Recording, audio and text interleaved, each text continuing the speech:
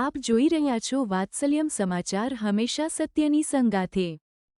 આપ અમને YouTube channel પર જોતા હોવ તો ચેનલને સબસ્ક્રાઇબ કરી બેલ આઇકોન દબાવો અને ફેસબુક પેજ ઉપર જોઈ રહ્યા હોય તો પેજને લાઇક કરો, કોમેન્ટ કરો અને સમાચારને શેર કરો। સમાચાર આપવા માટે સંપર્ક કરો 8732918183। આજે તમે ગૃહમંત્રીને રજૂઆત કરવા માટે આવ્યા હતા, શું થયું અને શું ગૃહમંત્રીએ જવાબ આપ્યો? 24/7/2022ની વાત છે। આજે 24/7/2025 આજે રાત 3 વર્ષ પૂરા થયા છે। એલસીબી પીઆઈ અત્યારે હાલમાં ફરજ બજાવે છે પીઆઈ પંડ્યા સાહેબ, એમની જુગારની ખોટી રેડ પાડેલી હતી રાજપર રોડ ઉપર। એના માટે અમે આજ મળવા આવ્યા હતા। ગૃહમંત્રી હર્ષ સાહેબ સંઘવીને અમે આના પહેલાં પણ 2 વાર ગાંધીનગર મળી ચૂકેલ છે। આના પહેલાં અનેક વાર ઉચ્ચ અધિકારીઓને મળેલ છે, રેન્જ આઈજી સાહેબને મળેલ છે, એસપી સાહેબને મળેલ છે। બધાને બધા ક્યાંક ને ક્યાંક પંડ્યા સાહેબને બચાવવા માંગતા એવું લાગે છે।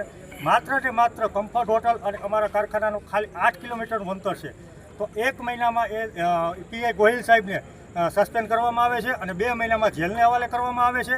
તો એક જ જિલ્લામાં 8 કિલોમીટરમાં કેમ બબે કાયદા? એના માટે આજ ગૃહમંત્રી સાહેબને મળ્યા, પણ છતાં એને ગોળ જવાબ દીધા। મેં કીધું ગૃહમંત્રી સાહેબને કે પંડ્યા સાહેબ બહાર જ ઊભા છે, તમે એમને બોલાવો અને હું પંડ્યા સાહેબ છે, આપણે તમારી હાજરીમાં સાબિત કરી દઉં કે પંડ્યા સાહેબ ગુનેગાર છે। જો મને સાબિત કરી દે તો આયાને ફાંસીની સજા આપી દેવી।